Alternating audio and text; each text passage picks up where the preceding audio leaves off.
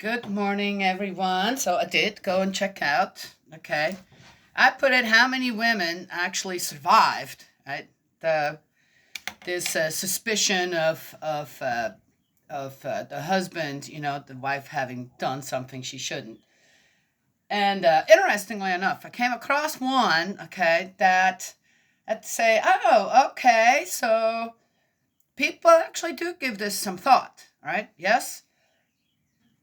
And one of them was it was supposed to, right? Okay, so it had to do more with jealousy than actually, right? Yeah, did the woman something wrong? It was more, okay, jealous husband, and this was in a way a law put in place so to dispel any kind of if it's not taken care of, if they couldn't go somewhere and say, okay, I want you to check my wife now, and this and that, to dispel suddenly then the escalation of it where suddenly others are being pulled into it and lynch the woman or something, right? Stone her to death.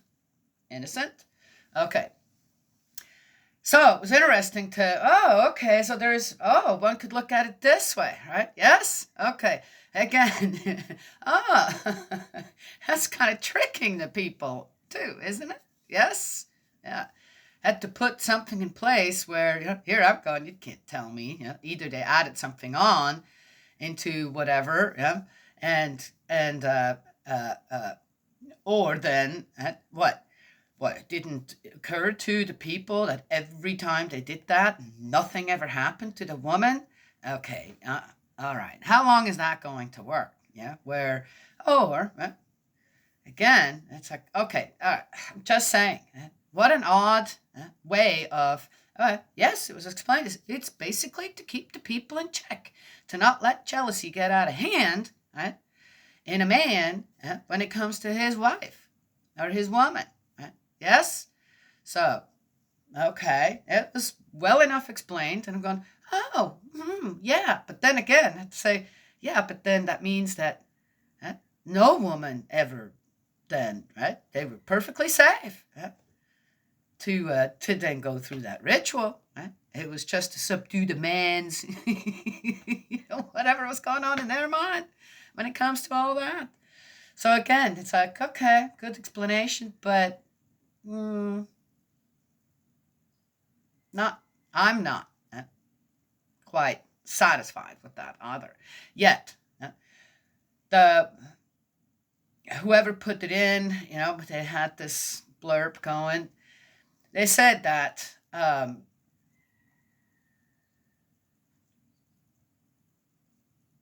anyone in the right mind would know that it can't cause the kind of damage that, So again, so what? Is that a lie? That would be a lie. Okay. Just saying. Good explanation. Oh, okay. Different perspective. Oh, it's to kind of keep the guys under control when they get jealous or something. So actually the life of the woman can be saved or is saved, and things don't get out of hand. Okay. What can I say, right? Yes? Okay. Again. So, we're in Numbers 6.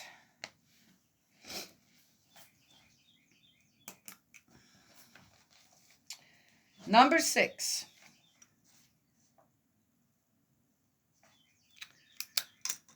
Little at a time. The nazirite. The nazirite. Oh.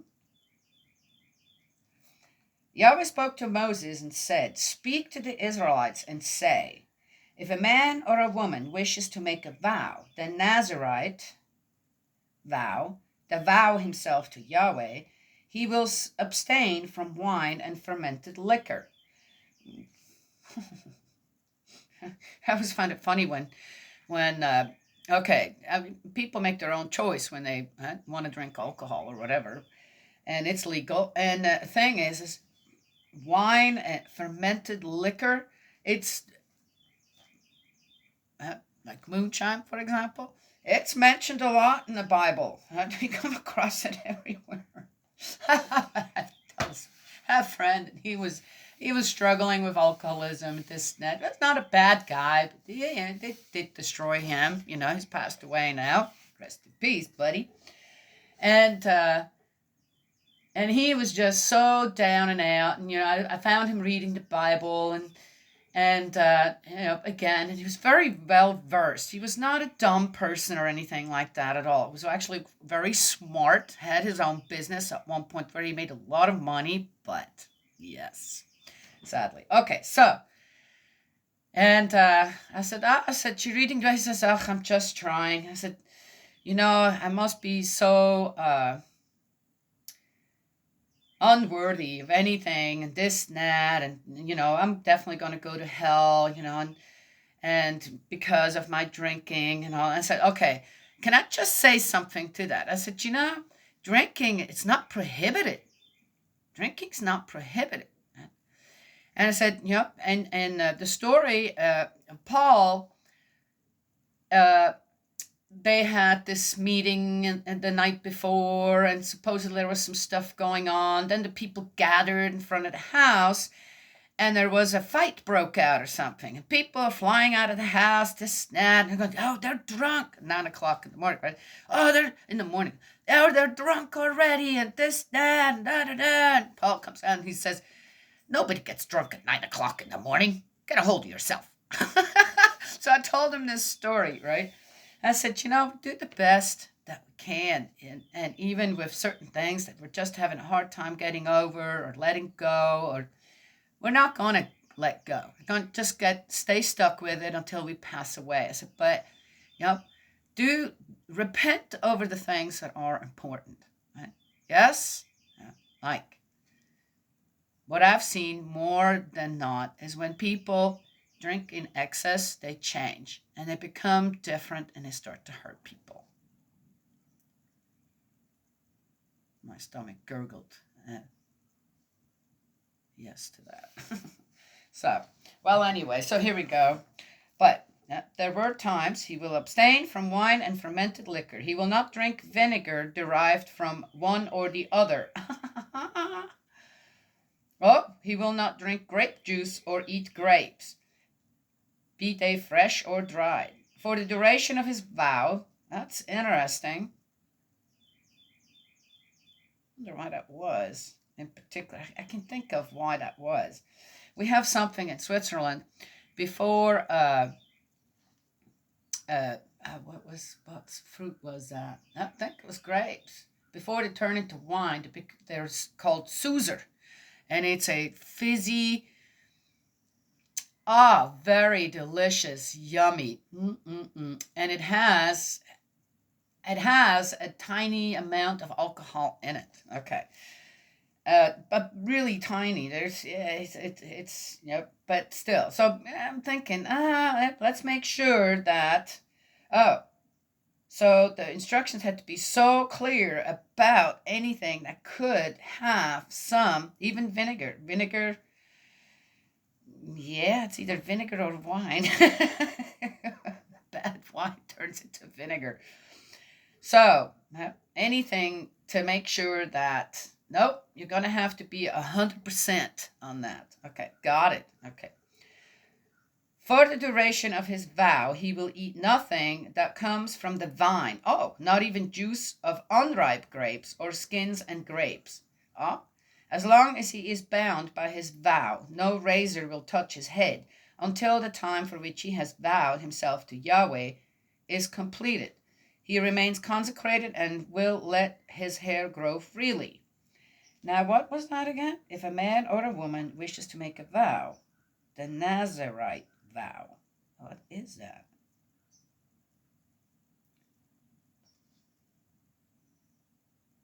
Well, let's keep reading. If we don't find what I'm looking for here, then I'll have to look that up again too.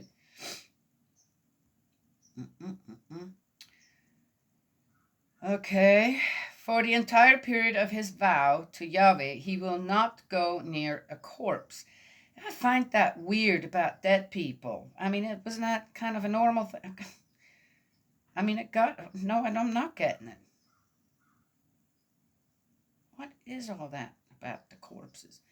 He will not make himself unclean for his father or his mother or his brother or his sister should they die, since on his head he carries his vow to his God.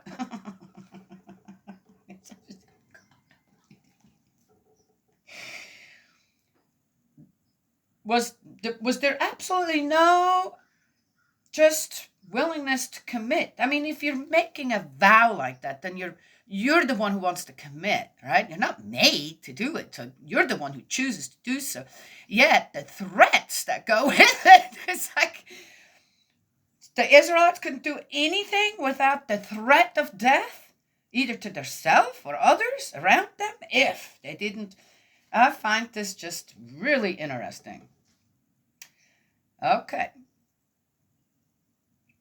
Throughout the whole of his vow, he is a person consecrated to Yahweh. If anyone suddenly dies near him, making his vowed hair unclean, he will shave his head on the day he's purified. Okay, what is this now again? If anyone suddenly dies near him,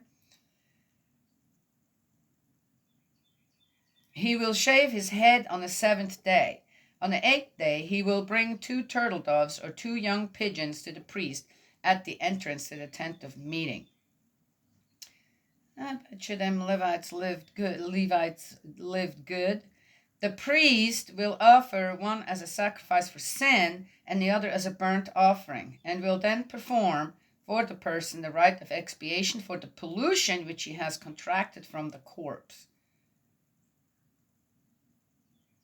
Maybe I'm not getting this.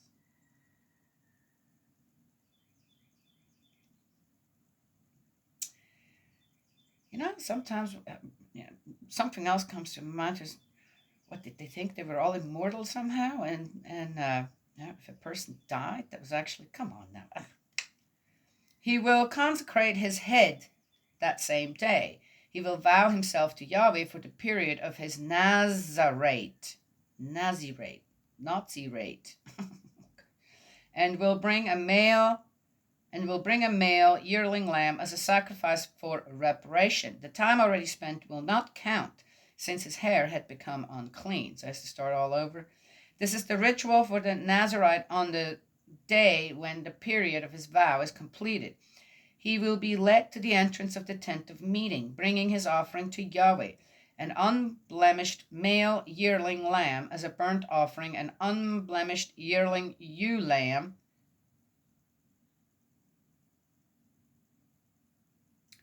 as a sacrifice for sin, an unblemished ram as a peace offering, and a basket of unleavened loaves made of fine flour mixed with oil, and of unleavened wafers spread with oil, with the cereal offerings and libations appropriate to them. The priest, having brought all this before Yahweh, will offer the Nazarite's sin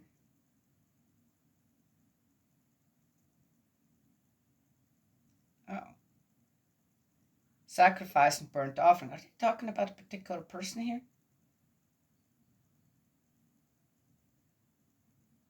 The Nazarite. Wow, no. It's not. I'm just not getting it. Why do you have to do that? What is this about, rather? All right. The priest, having brought all this before Yahweh, will offer the Nazarite sin, sacrifice, and burnt offering. The latter will then offer the ram as a communion sacrifice with the basket of unleavened bread, and the priest will offer the accompanying cereal offering and libation.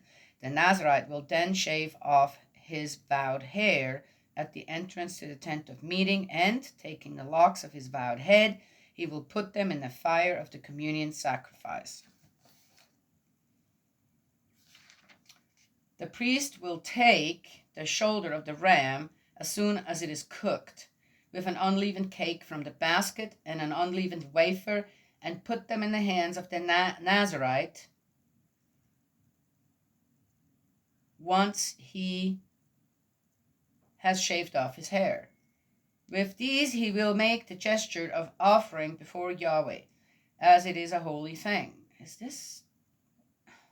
It reverts to the priest in addition to the forequarter that has been presented and the thigh that has been set aside. After this, the Nazirite may drink wine. Such is the ritual for the Nazirite. If besides his hair is also vowed a personal offering to Yahweh, he will, apart from anything else that his means allow, fulfill the vow that he has made, in addition to what the ritual prescribes for his hair. The form of blessing.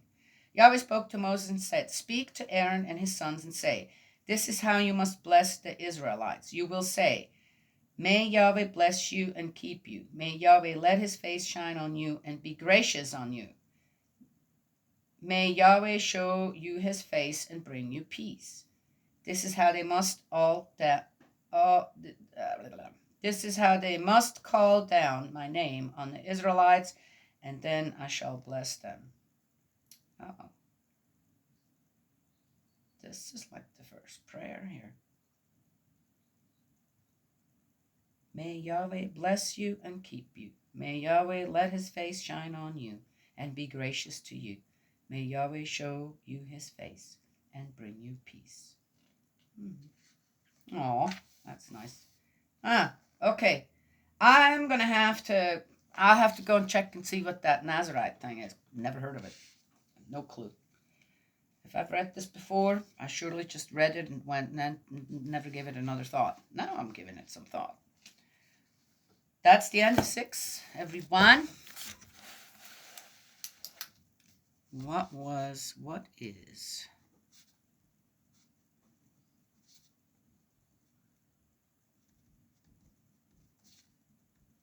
I'll go check it out, let you know tomorrow.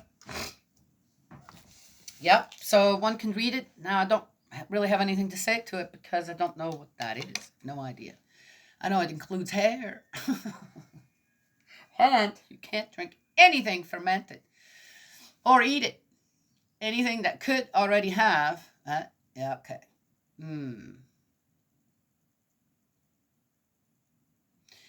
One would say, well, that's kind of, why not? Why couldn't they eat grapes, this and that? Well, I said this before, surely in a video, I think I have, where yeast is naturally in the air, and grapes is one of those things that really attracts, right? Yes, it's a fruit that can easily be made into something that has alcohol in it. Yeah, so that was not permitted. That was not, no, you can't dull your senses during that time of that vow, which is what? Exactly. I don't know. I ended up watching the rest of that. Oh my gosh. Ugh.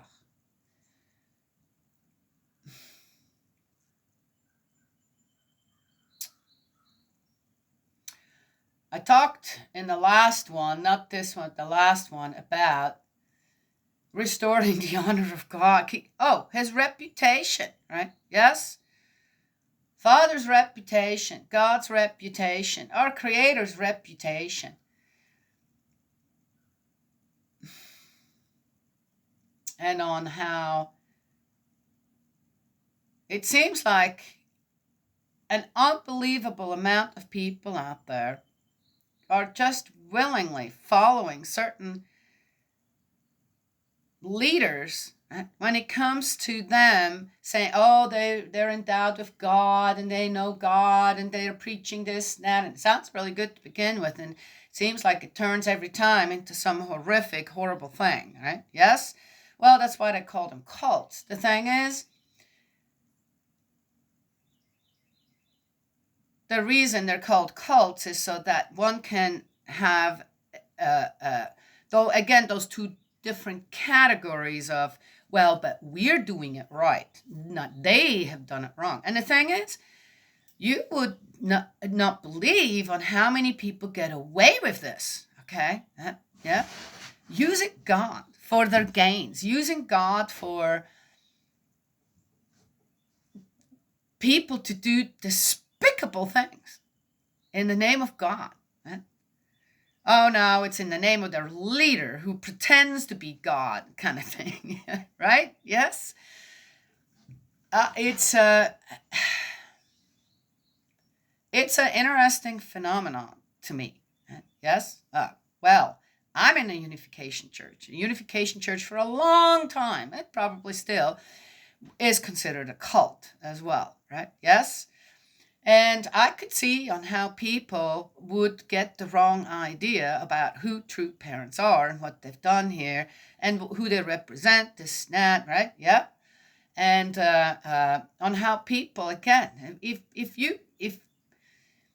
you're getting a good message, yes, and you're being drawn to something that you believe that's right. This is good. This is going to be good in my life.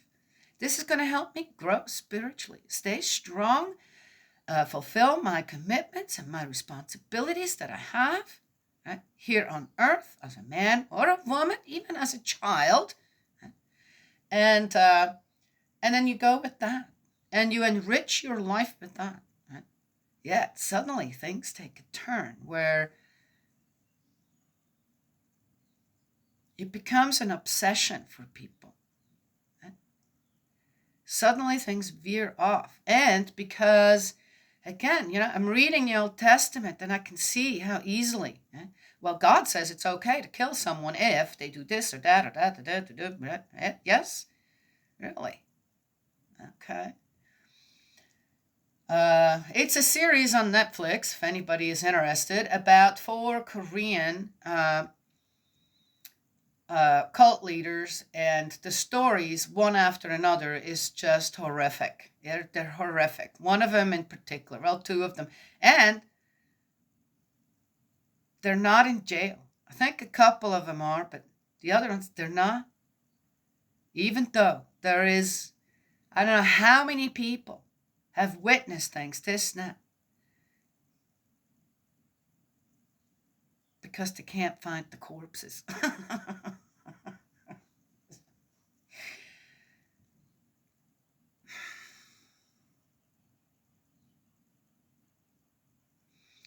They have a word for, and when you cannot leave or not realize that you suddenly now you're doing the devil's work 100%. You've become, right? Yes?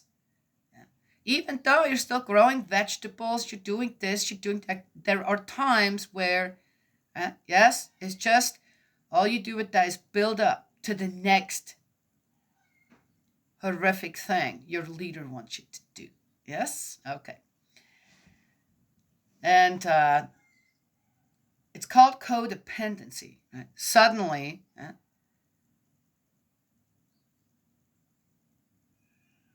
one can't get out of it. Not only that, one doesn't want. Right? Then one can't admit, eventually, said, wow, yeah, that was wrong. Sticking a 5-year-old in a pig pen because he did something that probably was a lie. It was just that, but I don't want to do this or I don't want to do that, like a 5-year-old does sometimes, right? And so the leader decided that he was possessed by a demon or the devil or something, a 5-year-old boy. Stuck him in the pig pen, starved him for a few days, and then they made him eat human feces, and then they beat him to death. And the one that, okay, so this leader was devious, just devious. No one was allowed to touch the boy or beat the boy until the mother of the boy hit him first. Oh, not just with sticks and pipes. And they beat this boy to death.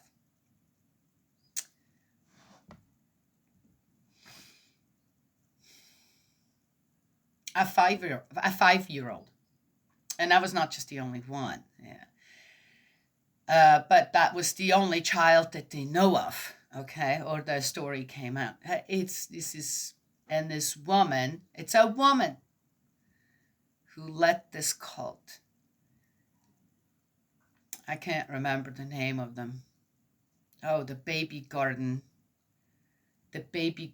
of something. is free, walking free out there. She made, I don't know how much money of the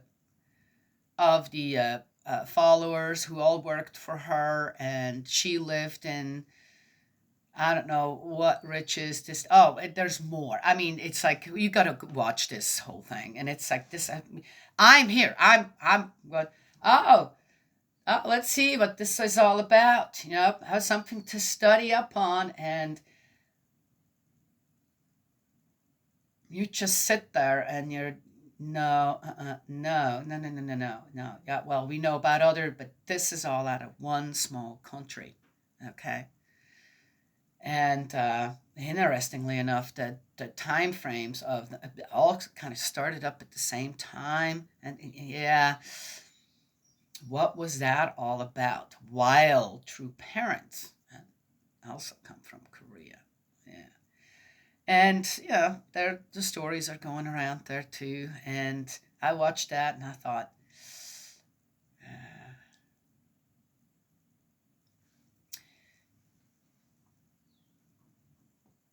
is it worth it to lie about mistakes, to lie about things that may have happened for one reason or another? Is it worth it to hide things, to lie about it? Huh? When one has such a great mission somehow on their plate, on their back, and needs the support of many others. Support, and of course, in a way, oh, well, this is about restoration. This is about restoration for the families, right? Yes?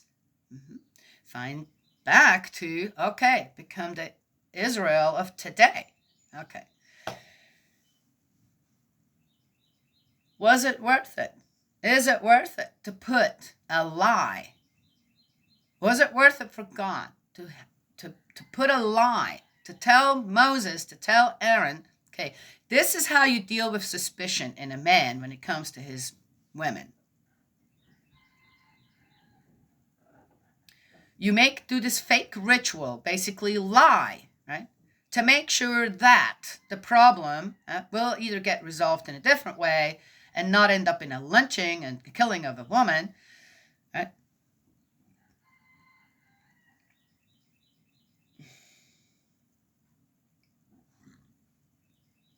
And basically dupe the guy.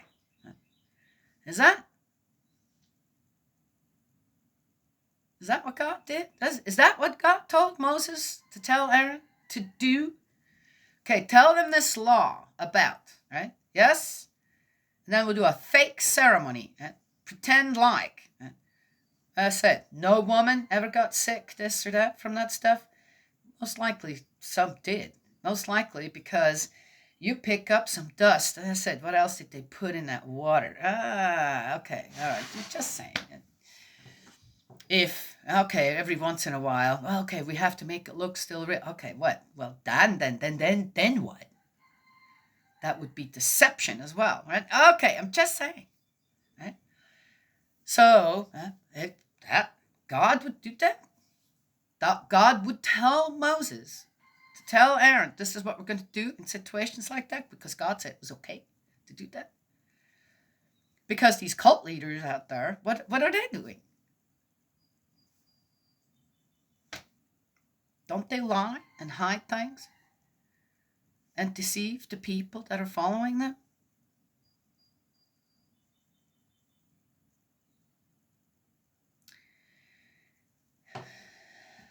And are using God as what?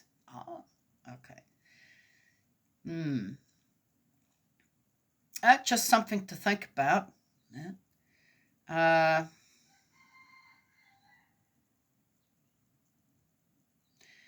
That I don't care what part of the world it is, that somebody will get away. Oh, because you had, well, they cremated the boy, so they couldn't. What are you going to do, right? Yes. But with all the witnesses, the mother herself was in the interviews and said what happened. and others from that cult, that baby garden something or other.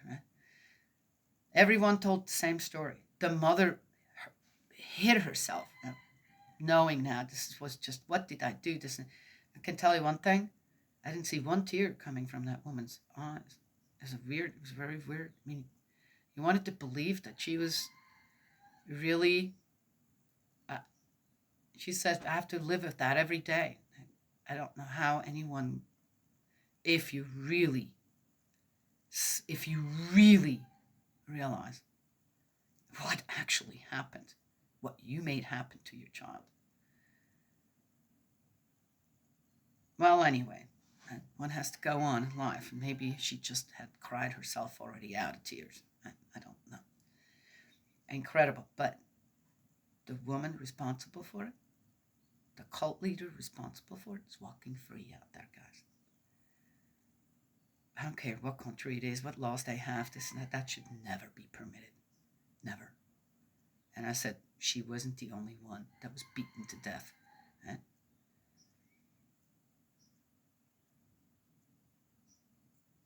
Well, anyway, it's a rough one to watch. And they warn about nudity, this and that in it, and they're pretty explicit about it. I was kind of surprised. I'm going, whoa, okay. It's Netflix, okay? One can forward those parts. But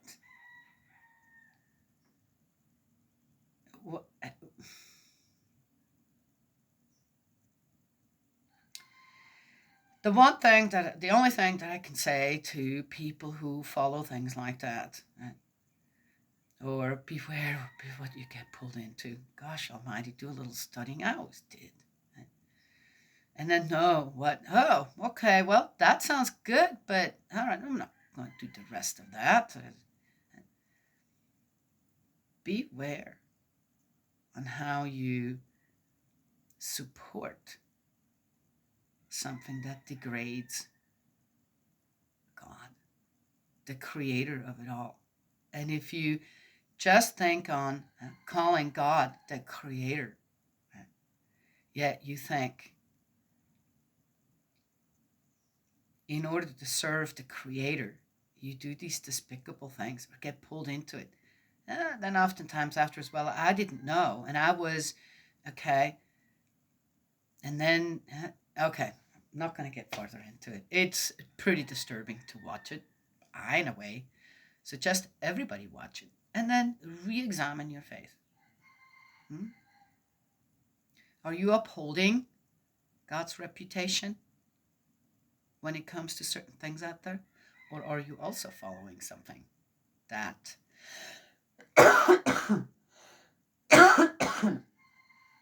is just using God for their awful stuff? Awful. Right? Power, greed, and money.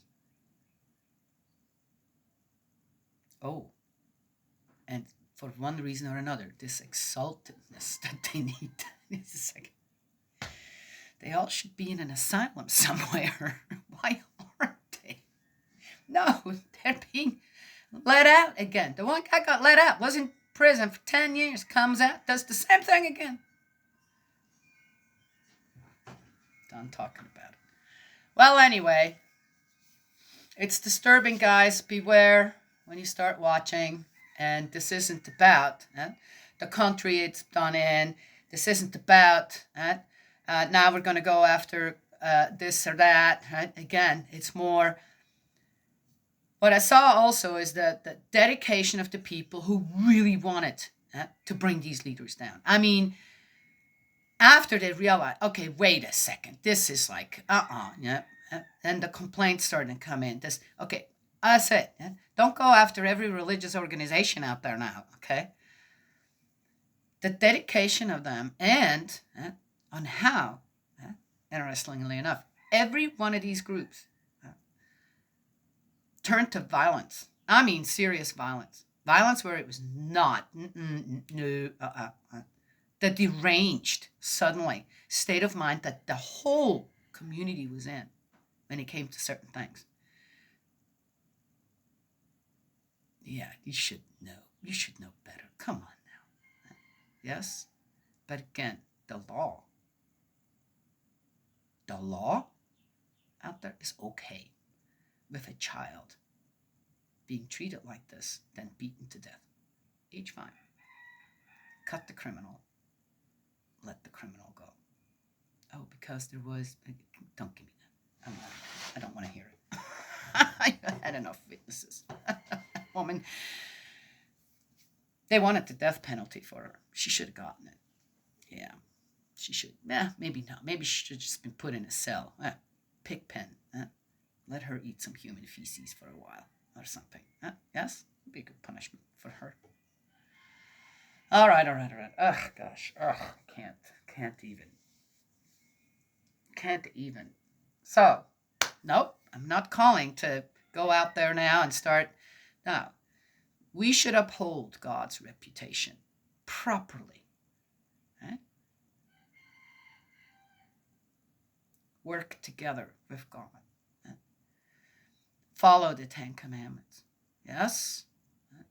And gracefully walk through the difficult times in our lives. Yes?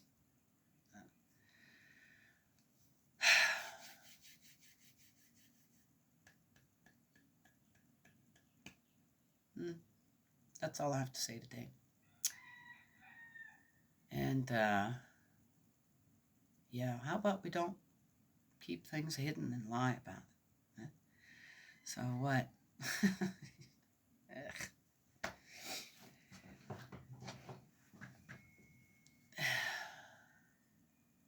Suspicion.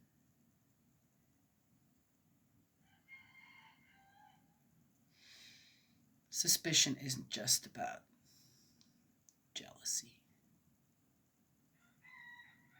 But anyway, so there it is. Okay. Numbers turns into interesting, right? Yes. With everything else that I'm blabbing about. Yes. Number one thing, I think, something we should start at is the reputation of God and to not misrepresent God. Done. I think that's something we all can do, right? Yeah.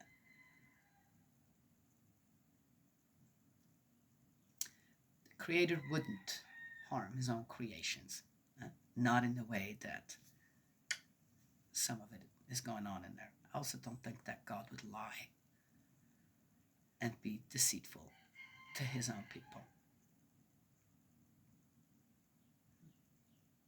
Threats, death. This doesn't make sense to me. So I'm saying no to it. I dare to say nope. I believe that went a bit different. I believe that if that was implemented, it didn't come from God. People just did their own thing. For whatever reason. All right? Yes? Okay. That's all I have to share this morning. God's love and blessings always. May he protect you. Yes, and I will talk to you another time.